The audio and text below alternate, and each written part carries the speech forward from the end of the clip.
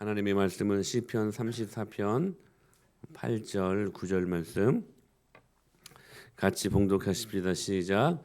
너희는 여호와의 선하심을 맛보아할지어다. 그에게 피하는 자는 복이 있도다.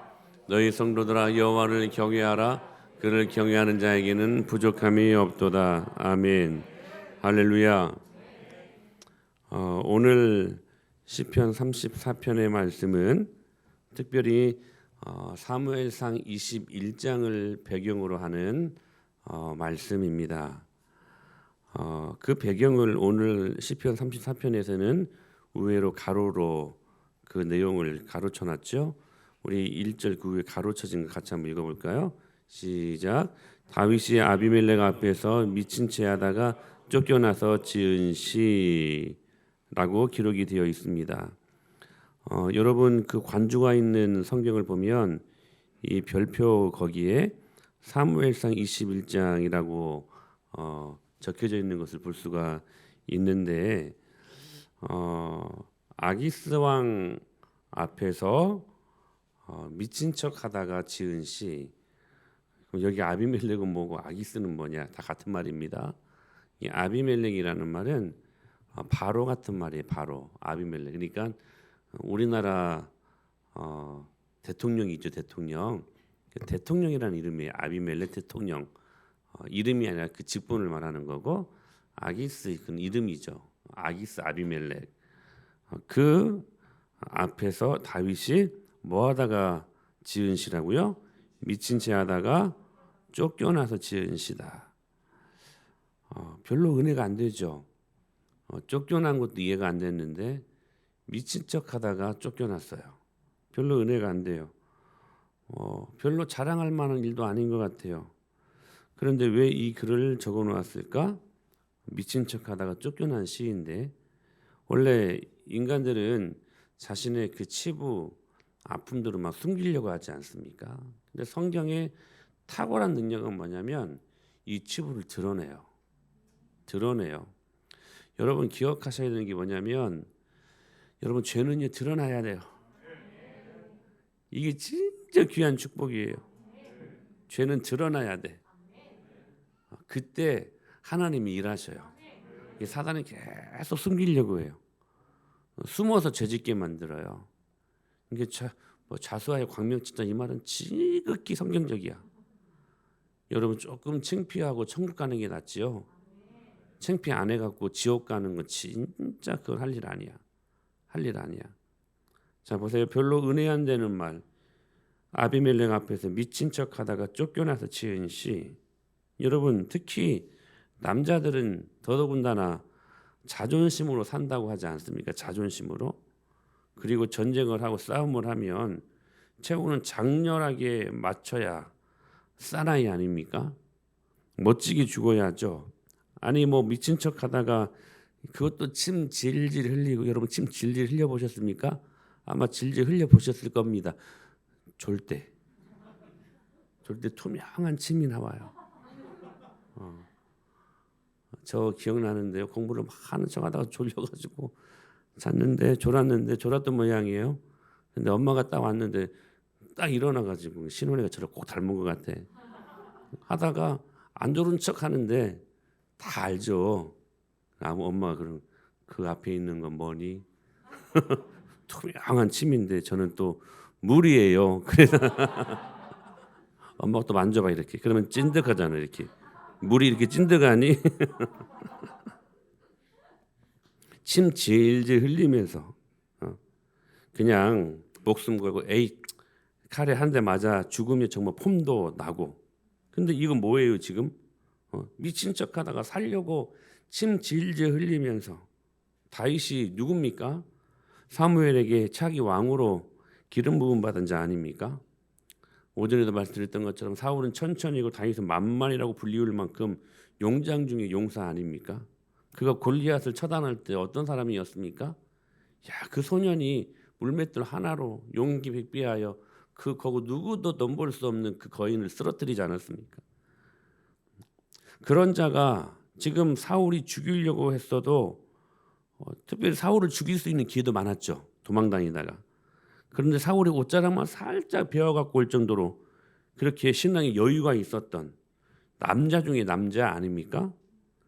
그 사울왕에게 지금 쫓겨가다가 이제는 더 이상 쫓겨 다닐 데가 없으니까 적진까지 들어갔지 않습니까? 그러면 사울왕이 나를 잡으려고 이 적진까지는 들어올 리 없겠지 하고 적진까지 들어가지 않았습니까? 그런데 그 적군의 그 왕을 지금 대면하게 되는데 그를 잡아 죽이려고 하면 거기에서 장렬하게 멋지게 나는 히브리인 장군이다 외치면서 나는 하나님 나라의 장군이다 외치면서 최후를 맞이했어야 다윗왕답지 않겠습니까? 그런데 왜 기껏 사울왕을 피해가지고 온 적진에서 그 죽음 앞에서 당당하지 못하고 왜 미친 척 했을까요? 괜히 속상합니다. 이 말씀을 보면. 어렸을 때 주일학교 때 배운 교훈이 뭐예요? 누가 총을 들이대면 너 예수님 안 믿는다고 하면 살려주고 믿는다고 넌 죽는다 하면 여러분 우리 뭐라고 배웠어요? 우리 선생님들한테 너 예수님 믿는다고 장렬하게 죽어야 된다. 순교해야 된다. 이렇게 배우지 않았습니까? 그러니까 적어도 남자가 아니 예수 믿는 사람이 그 정도는 버텨야지 죽을 위기가 닥쳤다고 침 질질 흘리면서 그 목숨 구걸하겠다고. 그런데 오늘 8절에 보니까 하나님께 피하래요. 그러면 하나님께 피하는 자가 복이 있다고 말씀을 하시는데 이 말은 어떤 말일까? 죽을 위기 속에서 침 질질 흘리면서 미친 척 하라고 하는 것인가? 이게 하나님께 피하는 것인가? 이게 안 풀리는 거예요. 왜냐하면 사실 미친 척 했기 때문에 다윗이 살아났잖아요. 살 수 있었잖아요. 그러면 살려면 무슨 수단과 방법을 동원해서라도 미친 척하라, 침 질질 흘려라 이것이 하나님께 피하라는 말인가?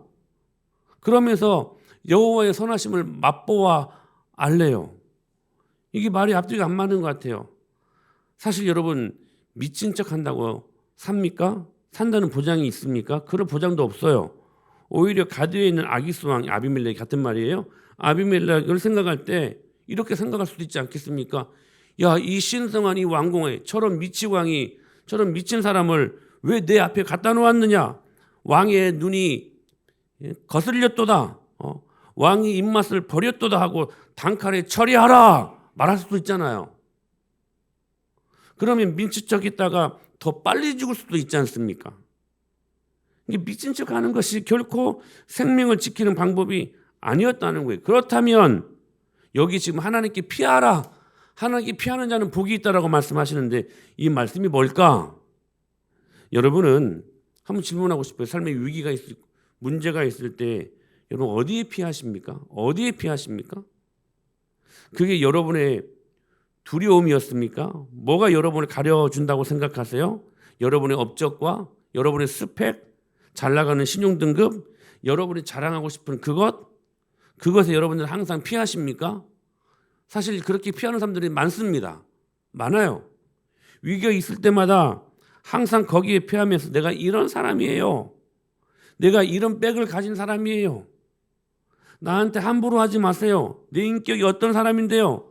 내가 어떻게 자라왔는데요. 내 부모님이 어떻고 우리 집안에 목사가 몇 명이고 권사가 몇 명이고 장로가 몇 명인 그것까지도 자랑이 되더라고요.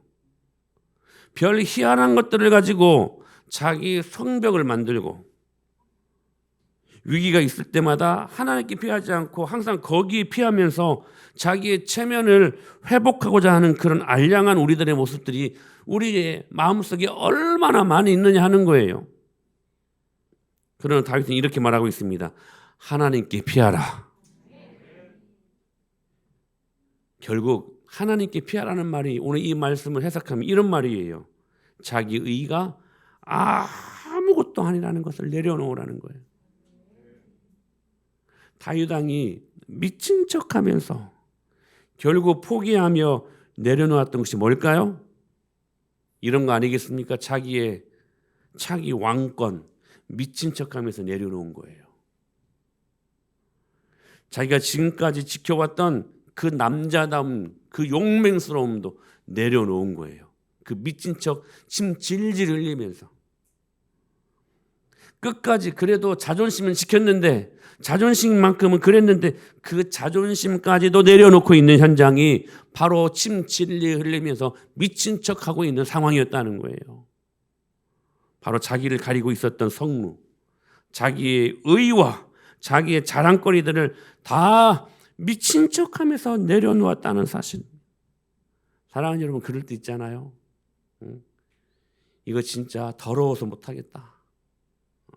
여러분, 그런 순간 있지 않아요? 그때가 여러분의 자존심은 하나님이 만지시는 시간들이야. 그거 기억하셔야 돼요. 내가 지금까지 참았는데 더 이상은 못 참겠다. 내가 그래도 어떤 사람인데,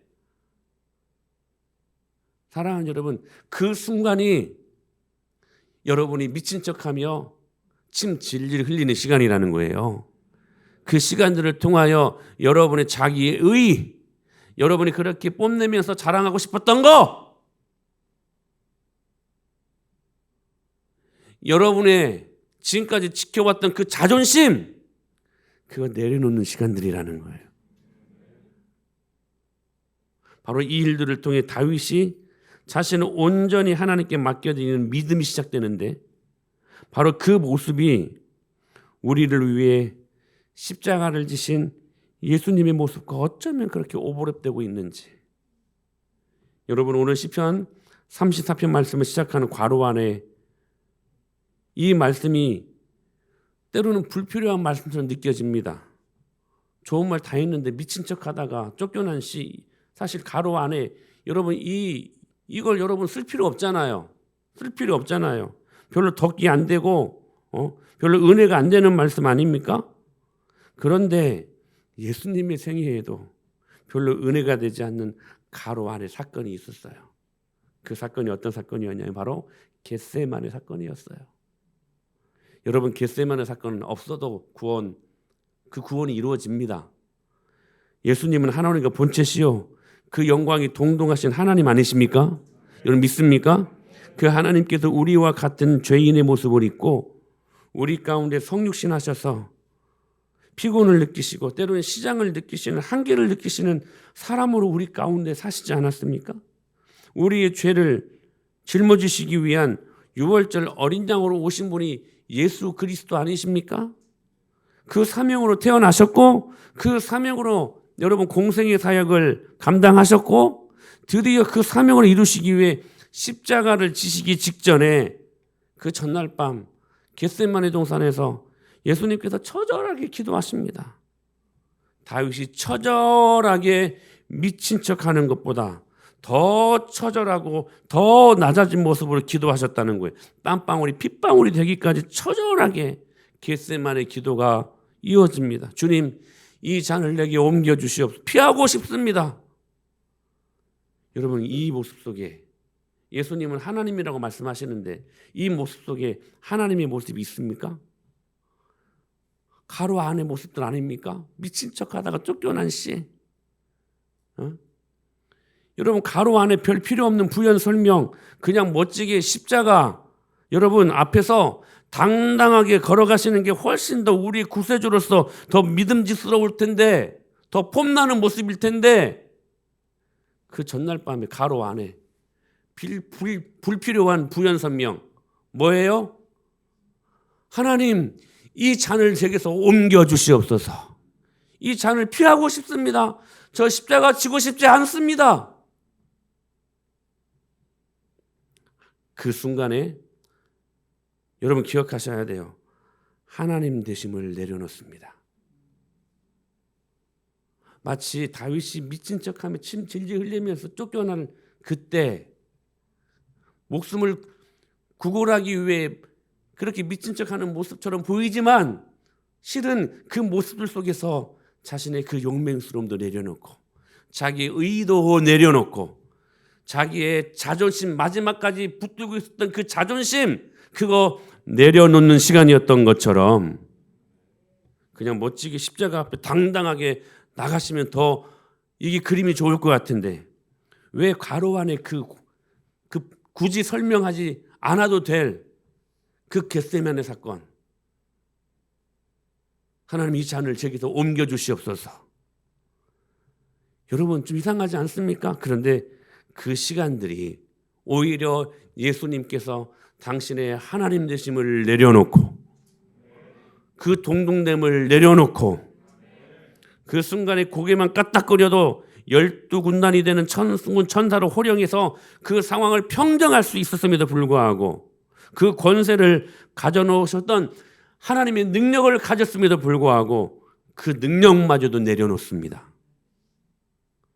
다윗이 미친 척하면서 그 과정 속에서 자신의 의, 자신의 왕권, 남자다움, 그 자존심마저 내려놓을 수 있었던 것처럼 경험하고 싶지 않은 우리의 수많은 문제와 고난과 위기를 경험하면서 예수님이 그 십자가를 경험하셨던 것처럼 여러분이 오늘 내려놓아야 될 것들이 무엇인가 여러분 발견하게 하시고 주님이 발견하게 하셨다면 오늘 주신 말씀처럼 그거 내려놓으시기 바랍니다. 어쩌면 여러분이 지금 당하는 고난들이 있지 않습니까?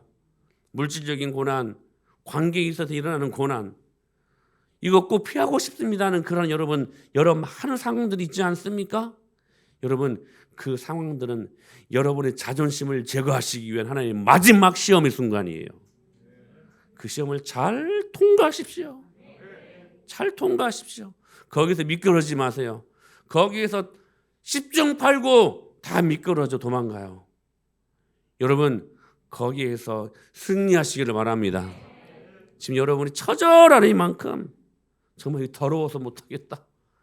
여러분 그 순간마저도 믿음으로 잘 이겨내십시오. 그 순간이 오히려 여러분의 한 가닥 남아있는 그 자존심마저도 하나님이 도려내시고 제거하시는 그 훈련의 현장이라는 사실들 여러분이 오늘 기억하셔야 돼요. 예수님도 그리하셨던 것처럼.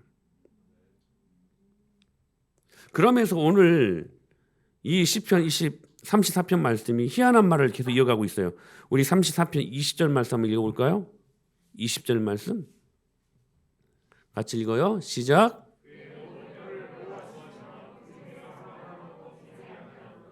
자 보세요. 미친 척하다가 침 질질 흘리면서 미친 척하다가 생명을 구걸하기 위해서 그렇게 하다가 쫓겨난 씨, 예수님에게서도 불필요한 겟세마네 그 가로 안의 사건들, 근데요 그 자존심을 꺾고 우리 안에 있는 불필요한 하나님께 나아가기 위해 불필요한 여러분 그 장애물들을 제거할 때 그 자존심을 내려놓을 때 뭐라고 말씀하시냐면 그 모든 뼈를 보호하시며 그 중에서 하나도 꺾이지 아니하시도다. 이 시는 메시아를 가리키는 시입니다.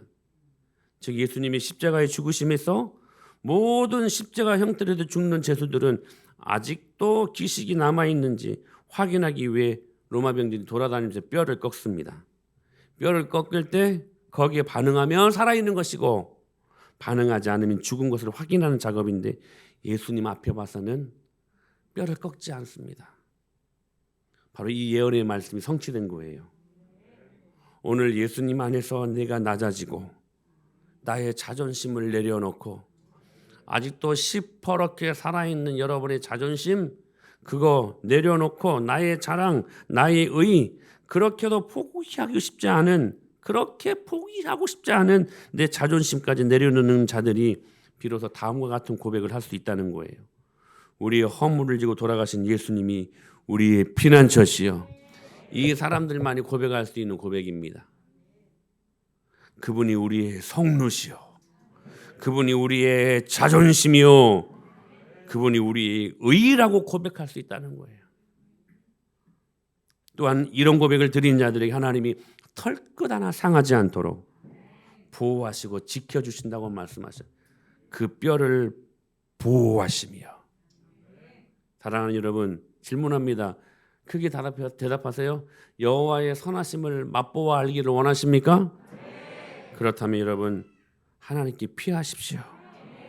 그리고 아직까지 붙들고 있는 고집, 자존심, 하나님 앞에 쓸데없는 것들 그거 다 내려놓고 하나님 앞에 순한 양들 되십시오. 하나님이 무슨 말씀을 해도 여러분들 주위 사람들이 무슨 말씀을 하도 목계가 되십시오. 목계. 여러분 최고의 투계가 여러분 목계라고 합니다. 여러분 옛날에 중국에서는 그 닭싸움을만 우리 닭싸움 말고 진짜 살아있는 닭을 투개라고 하죠. 싸움 붙이는 그 닭 싸움이 많았대요. 근데 최고의 투개는 어떤 닭이냐면 목개예요. 목개. 이 닭을 훈련시키는데 옆에서 아무리 다른 닭이 쪼아대고 막 펄러덕거리면서 막 건들려고 해도 그냥 나무, 그냥 죽어 있는 나무 닭처럼 그냥 가만히 있는 거야. 그냥 옆에서 아무리 쪼아대고 아무리 소리를 지르고 아무리 겁을 주고 덤벼들어도 그냥 죽어 있는 그냥 나무 개처럼, 나무 닭처럼 그냥 가만히 반응하지 않고 있는 거야. 그럼 지들이 하다가 그냥 도망가 버리는 거. 그게 최고의 투개, 최고의 싸움 잘하는 닭이래요. 사랑하는 여러분, 하나님 앞에서 묻게 되십시오. 여러분의 환경이 어떤 사람이 아무리 여러분들을 쪼아대고 여러분들은 못살게 굴고 해도 상관하지 마. 여러분의 자존심을 건들고 여러분의 자존심을 막 찔러대도 여러분 못 깨세지 못 깨. 그러면 사단이요 쪼아대다가 아무리 해도 안 되니까 그냥 지들이 혼비백산하여 7길로 도망가게 될 것을 믿습니다. 그때 여호와의 선하심이 우리 안에 맛보아지는 거야. 오늘 이 사건을 지금 하나님은 특별히 이 말씀을 통하여서 시편을 통하여 여호와의 이것이 선하심을 맛보아 하는 축복이라고 말씀하고 계셔요. 오늘 이 은혜가 경험될 수 있게 되기를 축복합니다.